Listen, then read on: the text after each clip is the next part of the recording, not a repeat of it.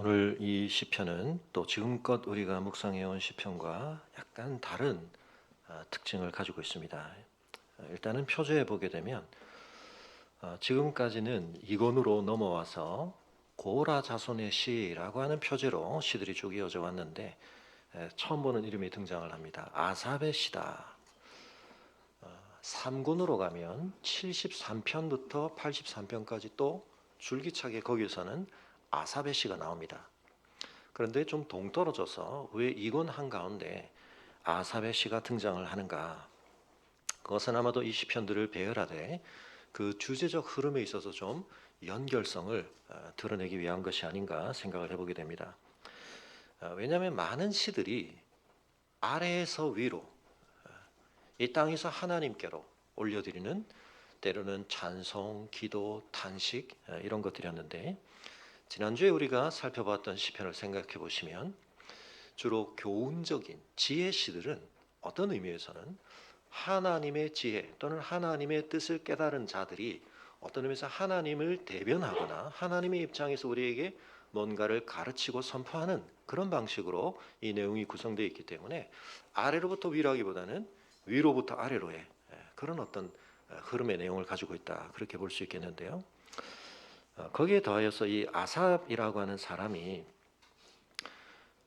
역대기나 이런 다른 성경들에 보면 다윗과 솔로몬 때에 노래를 지었던 사람, 그리고 악기도 굉장히 잘 연주했던 사람인 것 같고요. 그 중에서도 역대하 29장에 보면 이 사람을 선견자라 그렇게까지 표현을 하고 있습니다. 다윗의 경우도 사도행전에 보면 그는 선지자다, 그런 인정을 받죠. 그러니까 이 노래는 그저 개인의 정서를 노래하는 그런 시가 아니라 하나님의 어떤 뜻을 굉장히 중요하게 우리에게 전하는 면이 있는데, 아삽의 경우는 역대하 29장에서 이렇게 말하고 있습니다. 히스기야 왕이 귀인들과 더불어 레위 사람을 명령하여 다윗과 선견자 아삽의 시로, 선견자다.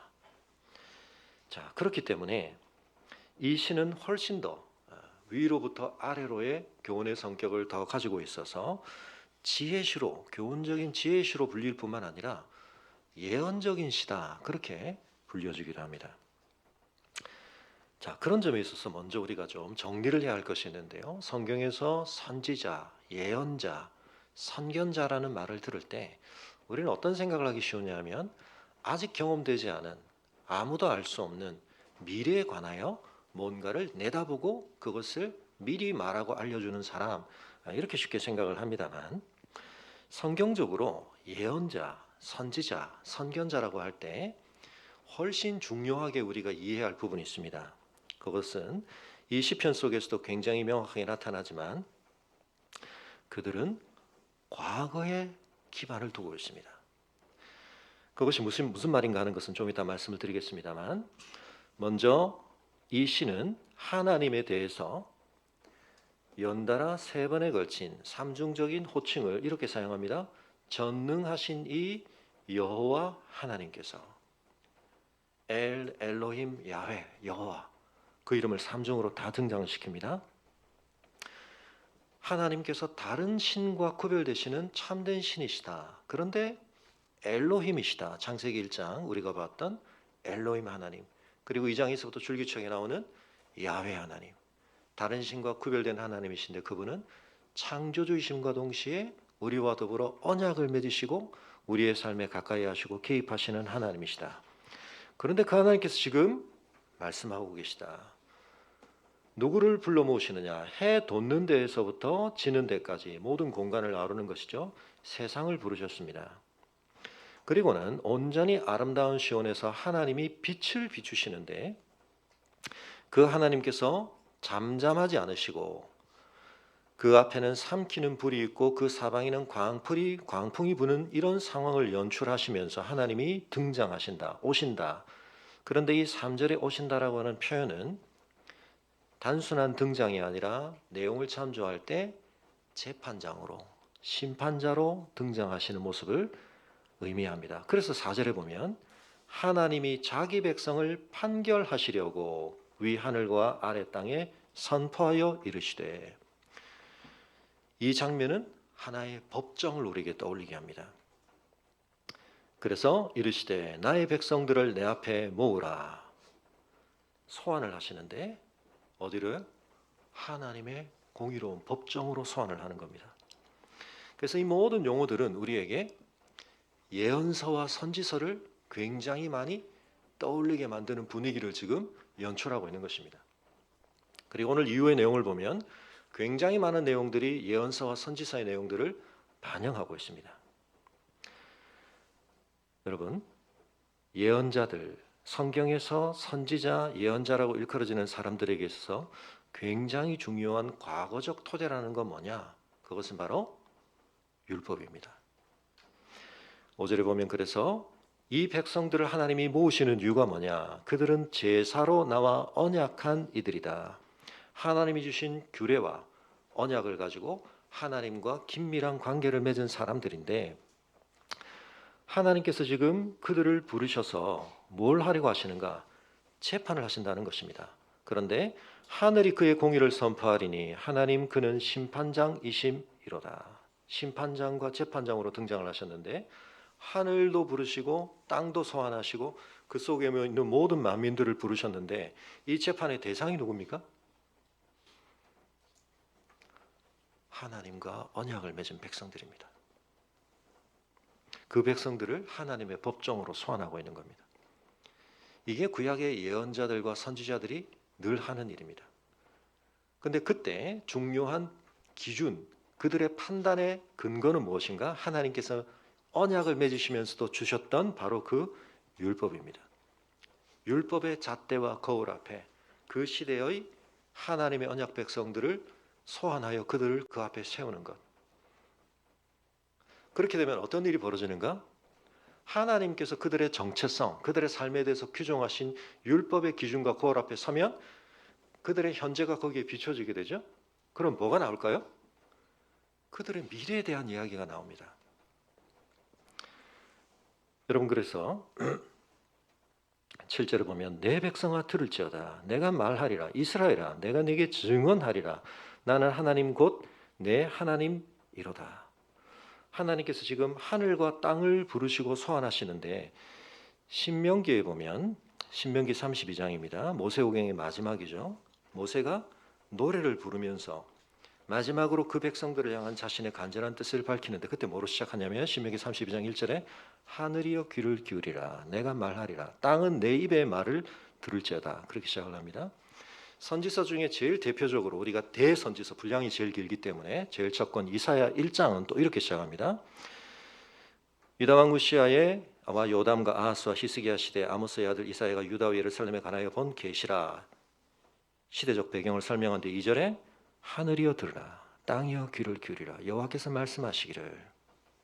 하나님께서 하늘과 땅을 증인으로 소환하십니다. 그리고는 내가 특별한 언약을 맺은 내 백성과 나 사이의 일에 대해서 너희가 좀 증인이 되어서 심지어는 세상 모든 거민들이 지켜보는 가운데 하나님께서 재판을 하시겠다는 겁니다. 기준이 뭐라고요? 하나님이 이미 주신 율법을 근거로 그 율법 속에 담겨있는 너는 내 백성답게 나에게 은혜를 받은 자들답게 나의 핏된 통치에 있는 자들답게 이런 정체성을 가지고 이런 삶을 살아야 한다라고 이미 주셨는데 그 기준 앞에 딱 서게 되면 그들의 현재상이 비춰지게 되죠. 그럼 뭐가 나옵니까? 모든 언약 선포의 마지막에는 축복과 저주가 나옵니다. 그 언약에 신실한 자들에게는 놀라운 축복이 선포됩니다. 그러나 그렇지 않았을 때는 저주가 선포됩니다. 선지자는 그걸 말하는 겁니다.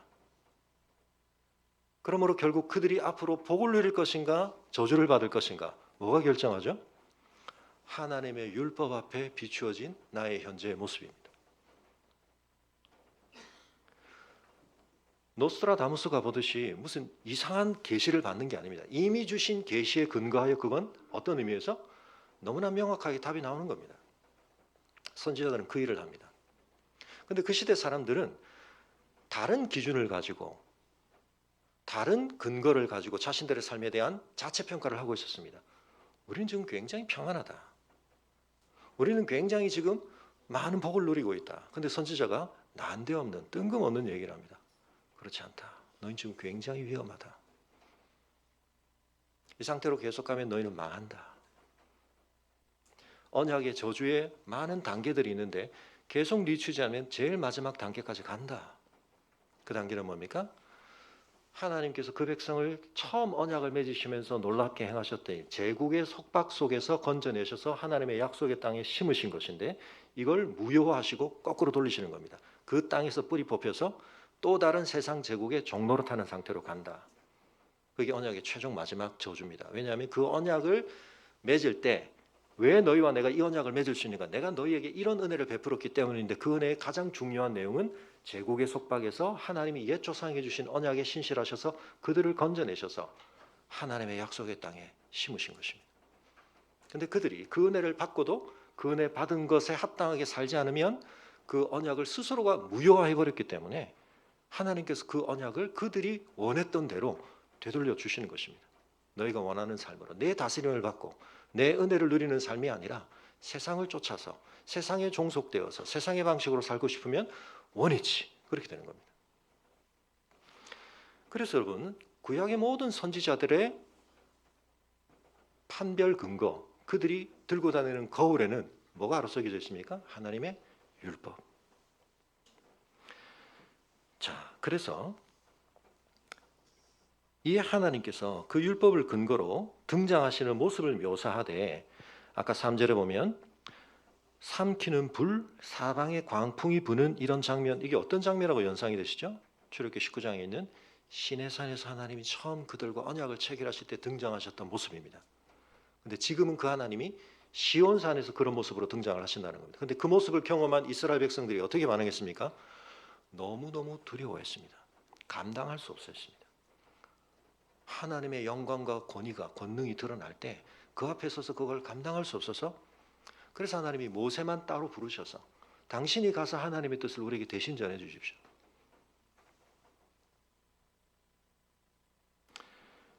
근데 여러분 그 하나님께서 모세를 통해 주신 율법에는 여러 의미가 들어 있습니다. 그 중에 하나는 그 하나님의 거룩을 감당할 수 없는 상태에 있는 그 백성들과 하나님이 함께 하기 위해서 필요한 조치를 하나님께서 친히 제정해 주십니다. 그게 뭐죠? 한마디로 말하면 그게 제사입니다. 제사.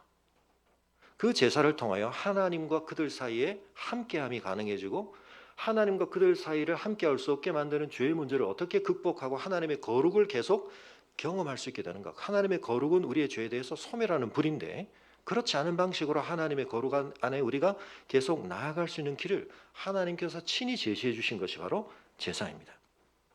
여러분 제사는 하나님의 언약 백성만 가지고 있는 건 아니었습니다. 그들이 찾아든 가나안 땅 아니 그들이 원래 있었던 애굽에서도 온갖 종류의 제사들이 있고 온갖 종류의 우상 숭배가 있었습니다. 그러면 하나님이 주신 제사와 그들이 이전에도 봤고 계속해서 보게 될 수많은 다른 종류의 제사 사이에도 구별이 돼야 되겠죠. 그 제사의 의미와 성격과 본질에 분명한 차이가 있는데 여러분 그런 점과 관련하여서 결국 죄송합니다. 하나님께서 그 문제를 먼저 다루십니다. 율법을 아주 압축하면 뭐가 됩니까? 십계명이 됩니다. 그 십계명은 둘로 이루어져 있습니다. 두 개의 판으로 이루어져 있습니다. 그래서 오늘 이 시의 내용을 보시면 앞의 내용 둘로 나눠져 있는데 앞의 내용은 십계명의 첫 번째 돌파과 관련된 얘기고 두 번째는 두 번째 돌파과 관련된 얘기입니다. 첫 번째는 뭐죠? 하나님과 좀 더 직접적인 하나님과의 관계에 대한 이야기입니다. 하나님이 제사 얘기를 하십니다. 내 백성들아 들을지어다 내가 말하리라 이스라엘아 내가 내게 증언하리라 나는 하나님 곧 내 하나님이로다. 나는 네 재물 때문에 너를 책망하지는 않겠다. 네 번제가 항상 내 앞에 있기 때문이다. 문제가 없죠?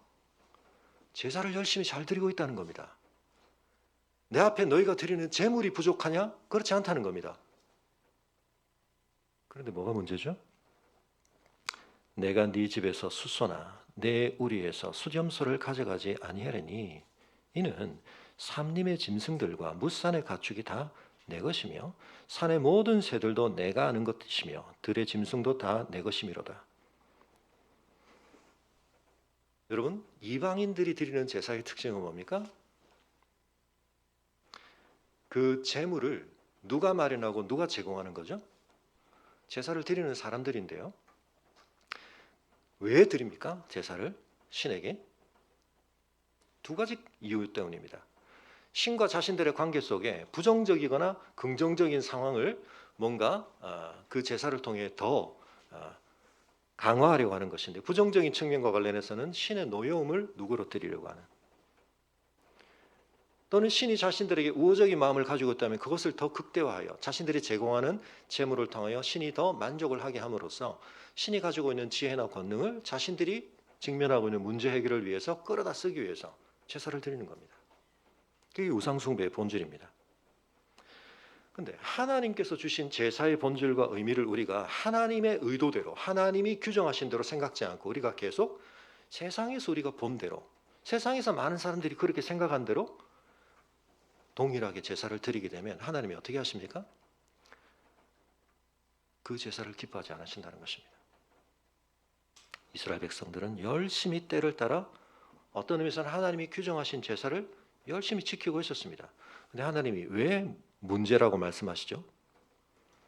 그들이 그 제사를 드릴 때 가지고 있는 내적인 인식, 태도, 거기에 심각한 문제가 있다는 겁니다. 내 거를 하나님께 드린다고 생각한다는 겁니다. 근데 어떨 때는 열심히 드리는데 마음이 어떤 생각이 들까요? 아까운 생각이 들기도 합니다. 그리고 하나님은 우리 걸 빼앗아간다는 생각도 들기도 합니다. 그런 마음으로 드리는 제사는 하나님을 영화롭게 할 수 없다. 기뻐 받으시는 제사가 아니라는 것입니다. 왜요? 하나님이 어떤 분이시고 내가 누구이고 우리의 관계가 무엇인가에 대해서 근본적으로 잘못된 이해의 토대로 하여 그 행동을 하고 있기 때문에 결과적으로는 하나님이 하라는 일을 하고 있습니다. 그러나 그 행동을 낳는 동기 속에, 그 행동 속에 담는 의미 속에 심각한 문제가 있다는 것입니다. 여러분, 그래서 다시 한번 우리가 성경이 우리에게 제공해주는 맥락, 해석과 이해라는 건 항상 맥락 상대적입니다. 우리가 어떤 것을 추론하려고 할 때 결국 어떤 결론을 끌어내려고 할 때 결국 또 전제, 굉장히 중요합니다. 잘못된 전제를 가지고 잘못된 맥락 속에서 우리가 뭔가를 이해하려고 하나 추론하려고 할 때 우리는 엉뚱한 결론을 내리고 엉뚱한 해석을 하기 마련입니다. 그래서 여러분, 이번 주 우리가 시작한 성경 통독에 제가 창세기 초반부에 대문글이 늘 길어지는 이유는 뭐냐면 그게 너무너무 중요하기 때문입니다. 여러분, 제가 3년 전에 이번에는 제가 옮겨 신지는 않았습니다. 3년 전에 썼던 대문글에 여러분 마르바 던이라고 하는, 아마 재작년에 돌아가셨죠?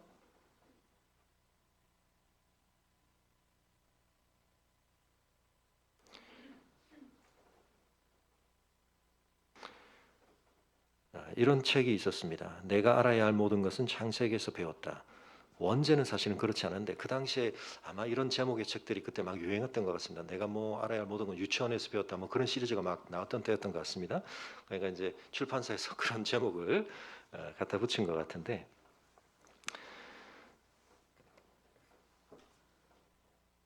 근데 여러분, 이 책이 총 246페이지짜리인데 창세기 1장에서 3장까지를 다루고 있습니다. 그 안에서 해야 될 이야기가 그렇게 많이 있다는 거죠. 그래서 보시면 성경의 주제는 하나님이다. 창세기의 목적은 예배다.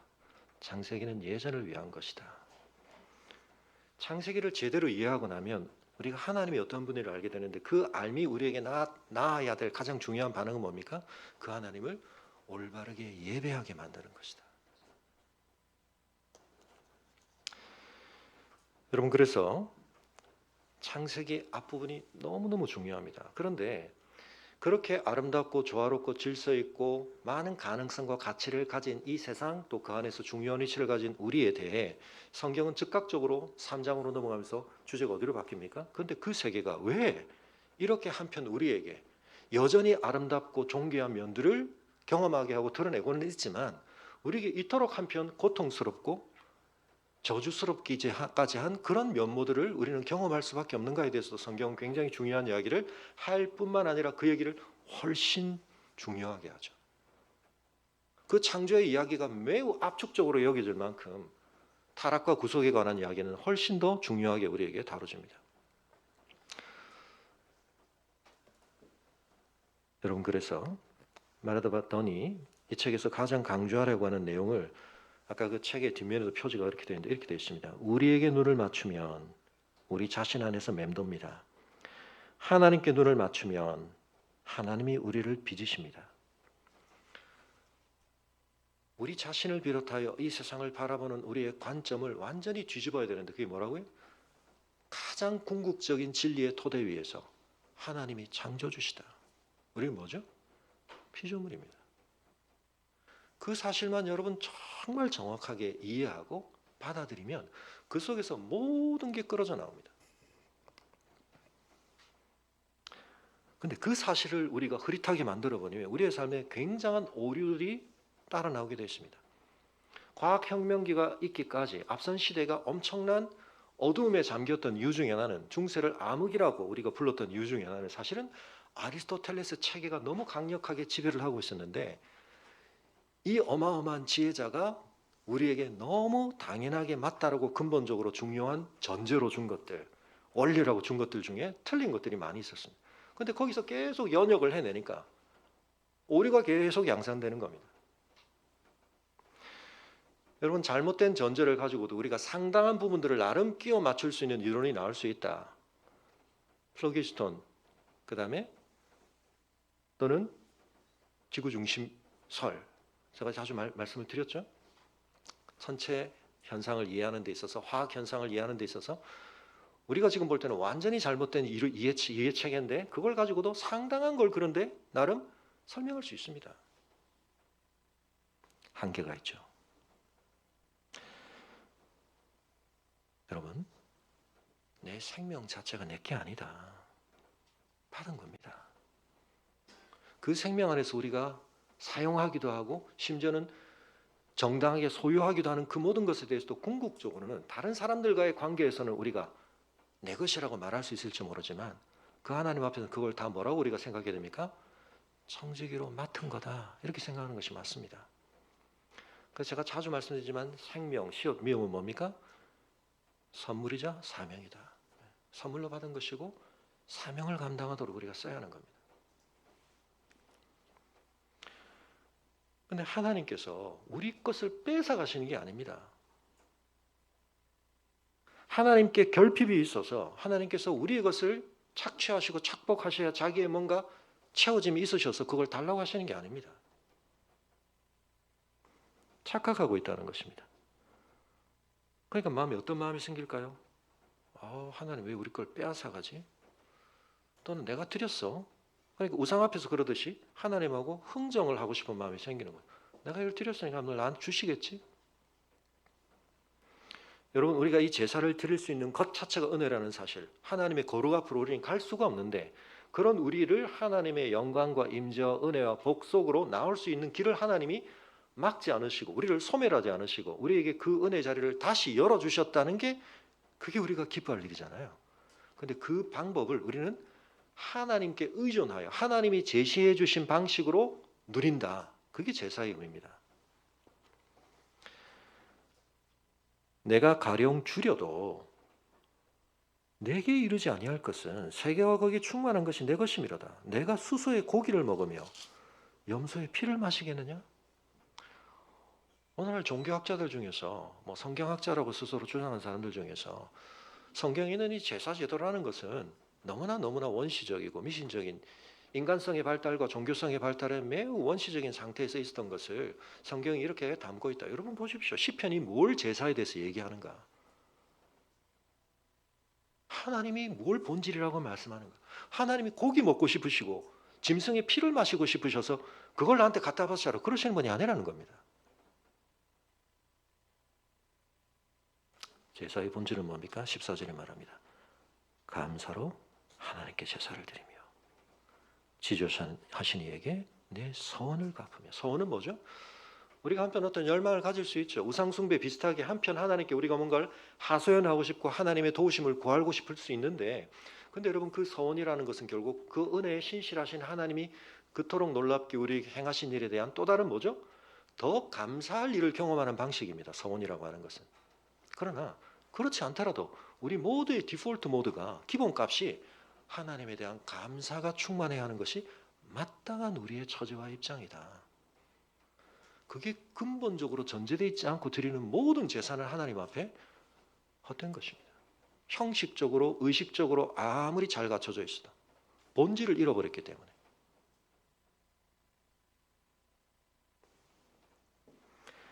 하나님이 기뻐하시는 건 무엇입니까? 환난 날에 나를 부르라. 내가 너를 건지리니 네가 나를 영화롭게 하리로다.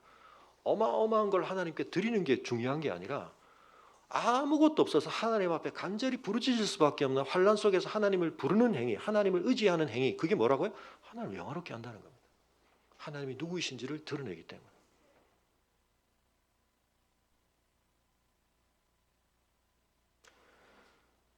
16절부터 두 번째 돌판의 이야기로 갑니다. 갑자기 주제가 바뀝니다. 뭐죠? 앞에가 경건에 관한 이야기라면 뒤쪽은 의에 관한 문제입니다. 그래서 여러분 로마서에서 바울이 너무나 정확하게 우리에게 진단해 주죠. 모든 불의는 어디로부터 나온다고요? 불경건으로부터 나옵니다. 하나님을 참되게 예배하지 않고 하나님과의 관계가 어그러지면 결국 우리는 이웃과의 관계를 정상적으로 감당할 수도 없고 경험할 수도 없습니다. 하나님의 무한하신 공급에 우리가 연결되지 않으면 결국 우리의 내재적인 제한된 자원 속에 갇혀 있으면 우리는 이웃의 것을 뺏어서 내 한계와 결핍을 극복하려고 하는 삶의 태도 이상을 가질 수가 없습니다. 악인에게는 하나님이 이르시죠. 여러분 이 악인은 우리가 소위 말하는 불신자를 얘기하는 게 아닙니다. 이방인을 얘기하는 게 아닙니다. 하나님의 언약 백성 안에 있는데 어떻게 할 수 있습니까? 네가 어찌하여 내 율례를 전하며 내 언약을 내 입에 두느냐. 하나님의 율례를 거론하고 있는 사람입니다. 하나님의 언약에 대해서 굉장히 많이 알고 있고 그걸 주장하는 사람입니다. 근데 그 사람이 어떤 상태에 있다고요? 악인이다. 왜요? 겉으로는 하나님의 율법에 대해서 이야기하고 하나님의 언약에 대해서 거론하지만 그의 마음속 상태가 어떠냐면 17절에 말하면 네가 교훈을 미워하고 내 말을 네 뒤로 던지며. 다윗은 뭐라고 그랬습니까? 주의 말씀이 내 발의 등입니다. 말씀이 내 앞에 있고 내 삶을 내 걸음을 인도하고 나를 밝혀주는 그 길로 나는 걸어가는데 이 사람은 어떻게 한다고? 하나님 말씀 뒤로 휙. 말씀과 상관없이 내가 가고 싶은 대로 간다는 것. 하나님의 말씀을 의식적으로 거부하고 무시하고 거역한다는 것. 하나님 그렇게 말씀하셨다는 게 내 삶에 아무런 영향을 안 미치는 겁니다. 도둑을 본즉 그와 연합하고 간음하는 자들과 동료가 되며 요한 1서가 우리에게 말하는 바가 뭡니까? 조금의 어두움도 없으신 빛 대신 하나님과 사귐이 있다, 교제가 있다, 관계를 맺었다, 언약적 관련성 속에 있다라고 말하면 그게 반드시 어떻게 드러나야 한다고요? 다른 사람과의 관계 속에서 빛된 행동으로, 선한 삶의 열매로. 그렇지 않다면 앞의 주장에 대해서 의심해서 볼 수밖에 없다. 하나님의 거룩을 알고 그 하나님과 제사를 통하여 하나님이 우리에게 허락하신 그 방식을 통하여 우리가 죄를 극복하고 하나님의 거룩 속에 나아가는 삶을 사는 사람이 내가 하나님과 함께 한다고 하면서 도둑과 간음하는 자들과 함께 할 수가 없다는 겁니다. 이건 양립 불가능한 겁니다. 이 세상의 방식에 동조하고 공명하고 동참하는 것과 하나님의 거룩에 내가 참여하고 있다는 주장을, 나 하나님의 언약 백성인데, 나 하나님 율법을 알고 있는데, 나 제사 열심히 드리고 있는데, 그건 껍질이라는 거예요. 내 입을 악에게 내어주고 내 혀로 거짓을 꾸미며 앉아서 내 형제를 공박하며 내 어머니 아들을 비방하는도다. 여러분 이게 십계명에 있는 중요한 내용들을 지금 거론하는 거죠. 도둑질하는 것, 간음하는 것, 거짓 증언하는 것.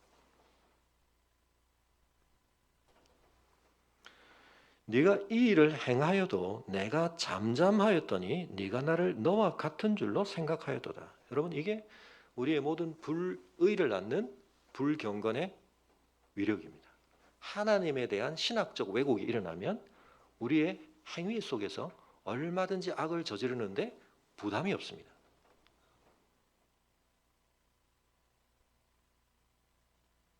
하나님께서 왜 잠잠하셨습니까? 한편은 하나님이 참아주시는 거죠. 유예해주고 계시는 겁니다. 근데 그걸 우리가 어떻게 여긴다고요? 뒤에 앞으로도 계속 보겠지만 하나님이 안 보시네. 보시고도 하나님은 거기에 대해서 별로 문제의식을 못 느끼시네. 여러분 그래서 앞에 다시 하나님이 어떤 모습으로 등장하신다 그랬습니까? 3절에 잠잠하지 않으시는 방식으로 왜 등장하시는가? 하나님이 잠잠하시는 줄 알고 하나님을 무시하고 하나님에 대한 아무런 의식 없이 사는 사람들에게 하나님께서 그들을 심판하시기 위해 재판하시기 위해 등장하실 때 그렇게 하신다는 겁니다. 내가 가만히 있었더니 네가 나를 너랑 동일시하는구나. 여러분 이게 얼마나 엄청난 착각입니까? 여러분 하나님의 형상으로 지음받은 인간들이 이 세상에서 얼마나 한편은 놀라운 것들을 빚어내고 있습니까? 근데 여러분 그 열매가 엄청나면 엄청날수록 역설적이게도 그것이 그들의 얼마나 엄청난 어리석음을 드러내고 있습니다.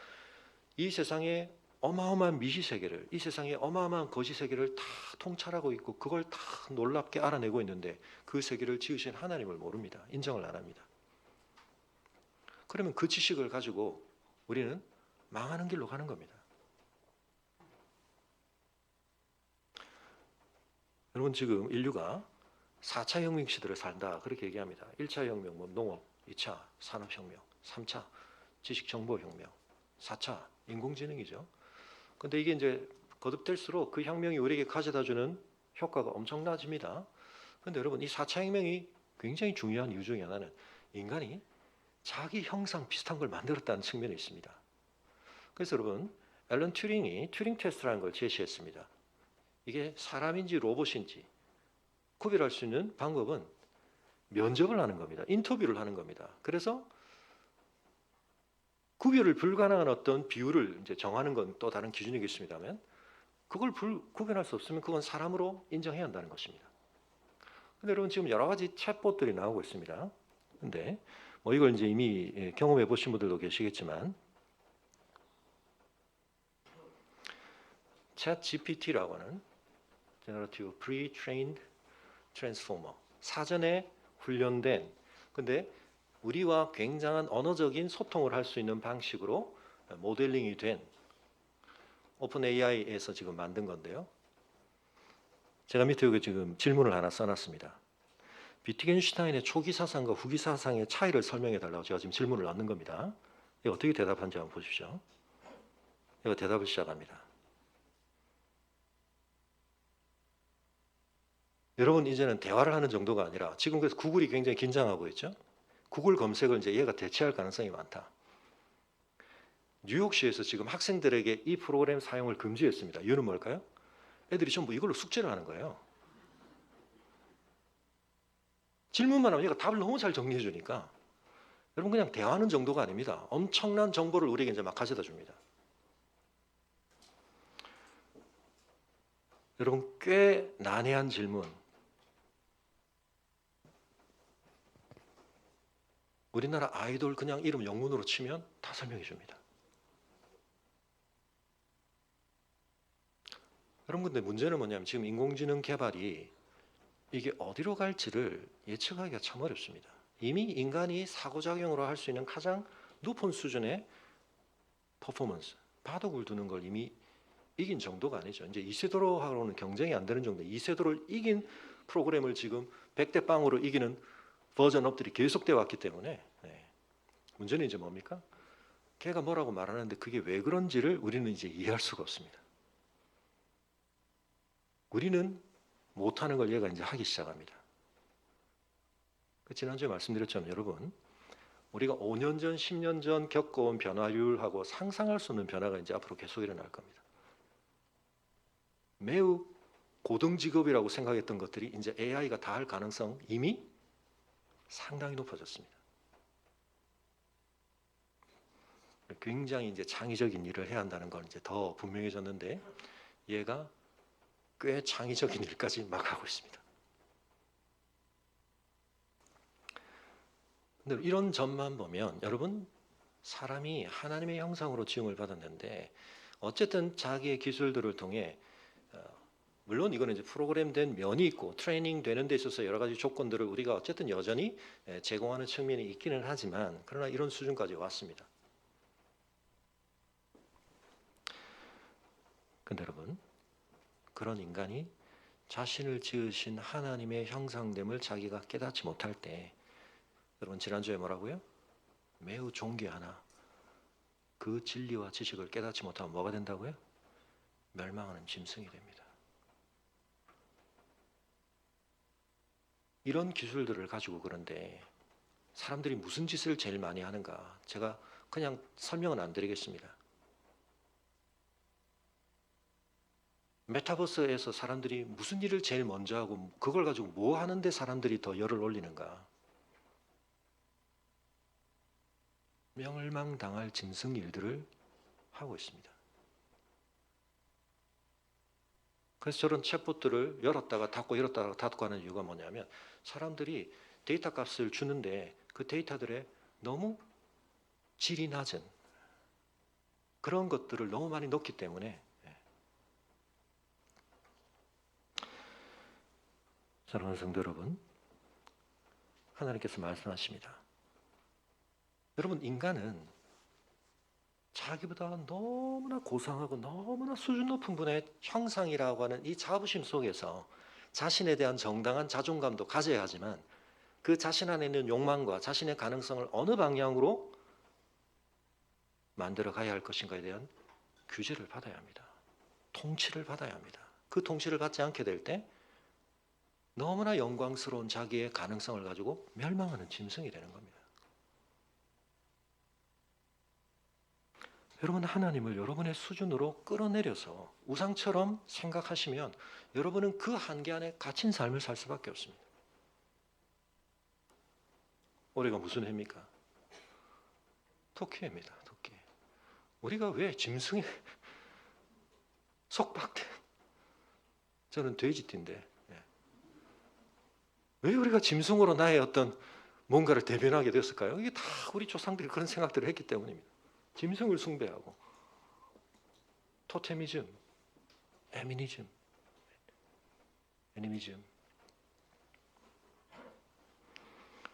나를 지으신 하나님의 영광스러운 형상이라는 게 아니라 그걸 바꿔버리면 왜? 그분의 통치를 받는 건 싫으니까 훨씬 디그리가 떨어지는 어떤 것으로 나를 자꾸 연결시키는 겁니다. 우리가 경건을 회복하고 예배를 회복해야 합니다. 그건 뭐냐면 하나님을 알아야 됩니다. 어떤 분으로? 전능하신 엘로힘 야훼로서. 우리가 성경을 읽는 이유는 뭡니까? 하나님이 어떤 분이신가? 어떤 일을 하셨는가? 어떻게 그 역사 속에서 그 일을 성취하시는가? 어떤 성품을 가진 분인가? 알아가야 하기 때문입니다. 그래서 여러분, 오늘 이 본문에 있는 내용들 중에 선지서에 있는 내용들이 많은데 그 선지서 중에서도 사실은 호세아서가 중요하게 많이 언급이 되고 있는 것입니다. 여러분, 그 호세아서에 보면 왜 이 백성이 망하는가와 관련해서 하나님이 중요한 얘기를 하십니다. 이 백성이 망하는 이유가 뭘까요? 호세아 4장 6절에 내 백성이 지식이 없음으로 망하도다. 네가 지식을 버렸으니 나도 너를 버려 내 제사장이 되지 못하게 할 것이요 내가 네 하나님의 율법을 잊었으니 나도 내 자녀들을 잊어버리리라. 그럼 그래서 6장에서 돌이킬 때 회개할 때 무슨 말을 합니까? 오라 우리가 여호와께로 돌아가자. 여호와께서 우리를 찢으셨으나 도로 낫게 하실 것이 우리를 치셨으나 싸매어 주실 것입니다. 여호와께서 이틀 후에 우리를 살리시며 셋째 날에 우리를 일으키시니 우리가 그의 앞에서 살리라. 그러므로 우리가 여호와를 알자. 힘써 여호와를 알자. 하나님을 알아야 됩니다.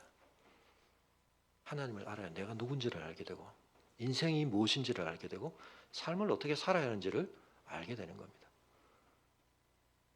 그런데 인공지능이 주는 모든 정보를 다 알아도 내가 하나님의 형상이라는 사실을 모르고 이 세상에 하나님의 창조물이라는 피조물이라는 사실을 모른 채 그러면 내가 이 세상에서 어떤 존재값을 가지고 그 모든 존재하는 대상들과 어떤 함수관계 속에서 내가 살아야 하는가에 대해서 결국은 엉뚱한 판단을 할 수밖에 없고 엉뚱한 방향으로 살 수밖에 없는 겁니다.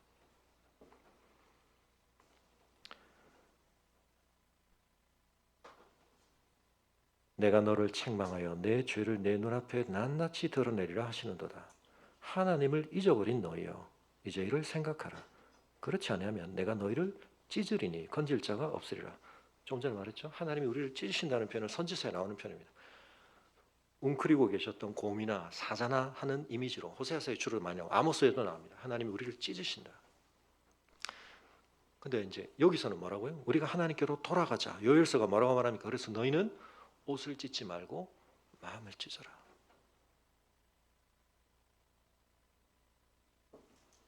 감사로 제사를 드리는 자가 나를 영화롭게 하나니 그의 행위를 옳게 하는 자에게 내가 하나님의 구원을 보리라. 사실은 이 마지막 절이 이 시 전체의 주제를 교차대꾸적으로 딱 압축을 하고 있습니다. 하나님과의 관계에서 우리가 회복해야 할 제사, 예배의 본질은 뭡니까? 감사입니다. 감사를 하나님께 드리면 그는 하나님을 영화롭게 합니다. 어마어마한 수염소를 바친다고 하나님을 영화롭게 하는 게 아닙니다. 그의 행위를 옳게 하는 자, 두 번째 돌판에 있는 하나님의 뜻대로 옳은 삶의 방향을 가지고 사는 자, 그에게 하나님은 어떻게 하신다고요? 놀라운 하나님의 구원을 보일 것이다. 사랑하는 성도 여러분, 율법을 압축하면 예수님께서는 한마디로 사랑이다. 하나님 사랑, 이웃 사랑. 너무 단순한데 우리가 그것을 끊임없이 기억하지 않습니다. 우리의 죄성과 이기심이 이 세상의 흐름이 우리를 자극하고 몰아가는 대로 우리는 자꾸 자기중심적으로 이기적으로 살아갑니다. 하나님을 사랑하는 것도 나를 위해서 머니퓰레이션을 하고 우상숭배를 하고 하나님을 내 수준으로 끌어내리고 이웃을 내 몸과 같이 사랑하기는커녕 내 이익을 위해서 이웃을 이용하고 우리가 그런 삶을 살지 않기 위해서 하나님을 알아야 하고 하나님의 말씀을 알아야 하고 하나님을 더 알아가기를 힘쓰는 성도들과의 교제를 소중히 여겨야 하고 우리가 씨름해 가야 하는 것입니다. 사랑하는 성도 여러분, 율법의 거울 앞에 오늘 우리 자신을 세워봅시다. 예배를 드리고 있는데 여러분 이 예배에 나오실 때 또 예배를 드리는 중에 여러분의 마음속에 감사가 있습니까? 이 시간 우리의 감사를 회복할 수 있기를 바랍니다. 감사를 회복한다는 건 지금 별로 감사하고 싶지 않고 감사와는 정반대의 감정을 불러일으키는 내가 처해 있는 이 현실과 상황을 하나님 어떻게 해주셔야지. 물론 그렇게 되면 서원을 갚는 차원에서의 우리의 감사가 더 충만해질 수는 있습니다. 그러나 근본적인 지식을 가지고 근본적인 이해 속에서 우리가 가져야 할 감사가 있습니다. 하나님이 창조주시고 나는 피조물이다. 근데 그 하나님께서 우리를 소중히 여기신다. 우리와의 영원한 삶에 대해서 하나님께서는 거룩한 뜻을 가지시고 우리를 당신의 언약 백성 삼기를 원하시고 우리는 그 복 누릴 자격을 스스로 잃어버렸지만 하나님은 제사를 통해 이 제사가 나타내는 건 뭡니까? 궁극적으로 하나님이 우리와의 관계를 회복하기 위해 예수 그리스도 안에서 행하실 일의 예표와 그림자와 모형과 상징이었죠. 그걸 하나님께서 성취하신 것입니다. 우리가 그 사실을 생각할 때 여러분 지금 우리가 감사할 수 있고 감사해야 합니다. 여러분 하나님의 이름을 영화롭게 하기 위해서 여러분 지금 어디서 몇 억을 가져오셔야 되는 게 아닙니다. 여러분의 마음속에서 깨달음 속에 그렇군요. 하나님이 창조주시고 제가 하나님의 형상이고 그 형상을 잃어버리고 살았지만 하나님께서 우리를 그 회복시키기 위해 당신의 독생자를 내어주시고 우리를 구속하시는 하나님이시군요. 하나님이 엘로힘 야훼시군요. 하나님 감사합니다. 뭐 한다고요? 하나님 영광을 받으신다는 겁니다. 하나님이 영화롭게 되신다는 겁니다. 거룩하신 하나님의 통치와 은혜를 받는 자답게 우리가 이기심을 극복하고 이웃을 사랑하며 살기 위해 노력하고 애쓸 때 하나님께서 어떻게 하신다고요? 우리의 삶에 놀라운 구원을 약속하신다는 겁니다. 우리 함께 자리에서 일어나겠습니다. 선지자들은 어떤 의미에서는 너무나 뻔한 레파토리를 반복하는 사람들이었습니다. 하나님의 율법의 거울 앞에 그 시대를 비추는 일을 합니다. 오늘 우리가 시편 50편의 거울 앞에 우리 자신을 비추어 보며 우리가 하나님을 만홀히 여기고 있지 않은지, 우리의 예배와 우리의 제사는 형식적이고 의식적일 뿐 우리의 심령의 본질이 담겨 있지 않은, 그래서 하나님을 영화롭게 할 수 없는 감사의 제사가 아닌 그런 형식에 그치고 있지 않은지 우리 자신을 돌아보며 우리의 마음속에 성령께서 하나님이 어떤 분이신지를 더 보게 하시고 깨닫게 하시고 우리의 마음 안에 그 진리를 직면할 때, 그 실상을 깨달을 때 충만하게 있어야 할 감사를 회복해 하여 주옵소서. 어렵고 힘들지만 이 세상에서 하나님의 거룩과 의를 추구하는 삶을 살 때 하나님께서 우리에게 허락하여 주시는 구원의 은혜를 더욱 맛보며 우리가 하나님의 영광을 드러내는 그런 삶을 살게 하여 주옵소서. 우리 시간 함께 기도하겠습니다.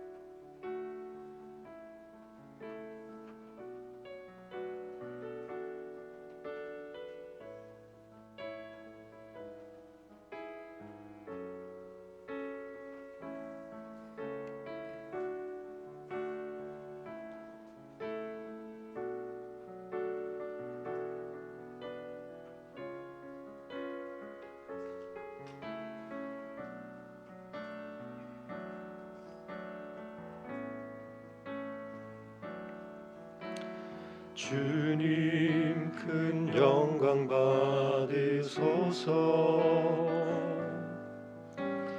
홀로 찬양 받으소서. 모든 이름 위에 뛰어난 그 이름 온 땅과 하늘이 다 찬양해. 겸손하게 우리 무릎 꿇고 주 이름 앞에 영광 돌리세. 모두 절하세. 독생자 예수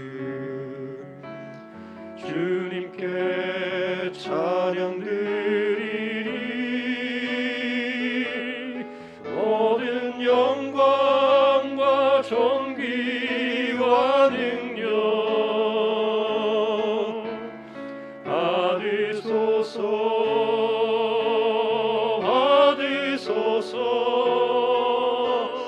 영광과 존귀와 능력 받으소서.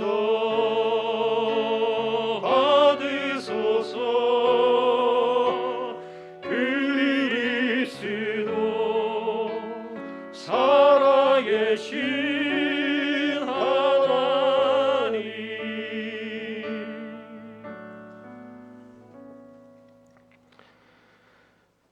이 세상에 어떤 화려하고 경이롭고 가치 있어 보이는 것이랄지라도 하나님의 영광은 그 속으로 축소되거나 담겨 왜곡되거나 환원될 수 없는 것을 깨닫게 하여 주시고 저희가 경외함으로 경배함으로 감사의 예배로 바라볼 수밖에 없고 나아갈 수밖에 없는 하나님의 거룩과 위엄과 영광과 존귀하심과 그 빛 가운데 서게 하여 주사 저희 안에 있는 어둠이 드러나게 하시고 그 소멸하시는 불로 말미암아 저희 안에 있는 더러운 것들이 태워지게 하여 주시옵소서. 하나님을 예배함이 우리 인생의 가장 복된 일인 것을 깨닫게 하여 주시옵소서. 하나님 앞에 감사로 제사함이 우리의 본분인 것을 깨닫게 하여 주시옵소서. 그 일에 있어서 저희가 뒤떨어지는 자들이 되지 않게 하시고 그 일에 있어서 우리가 부족한 자 되지 않게 하여 주시옵소서. 우리에게 천천의 순양 만만의 염소는 없지만 하나님의 형상으로 빚어주신 우리의 마음으로 하나님의 영광을 깨닫고 인정하며 하나님 앞에 지극한 감사를 올려드림이 하나님을 영화롭게 하고 하나님을 기쁘시게 한다는 이 복된 사실, 이 진리를 잊지 않게 하시고 그 은혜에 합당한 자로 우리의 삶을 살아갈 때 이 세상과 타협하지 아니하고 굴복하지 아니하고 동화되지 않고 하나님의 거룩과 의를 살아내는 저희들 되게 하시고 우리가 그 일을 함께 서로 더 격려하며 주 앞에 세워가는 주님의 몸 되게 하여 주시기를 간구하며 이제는 우리 주 예수 그리스도의 은혜와 우리 아버지 하나님의 그 크신 사랑과 성령의 감화 감동 교통하심이 하나님을 우리 수준으로 끌어내리지 않고 하나님의 하나님 되심을 알아갈수록 우리의 우리됨의 영광과 존귀함과 그 놀라운 가능성과 그 복됨을 더욱더욱 누려가며 그 은혜 가운데 감사의 제사, 옳은 길로 행하는 삶의 아름다운 진보와 성장이 있기를 주 앞에 다시 한번 결단하는 주의 성도들의 걸음 위에 지금부터 영원토록 함께 합시기를 간절히 축원하옵나이다. 아멘.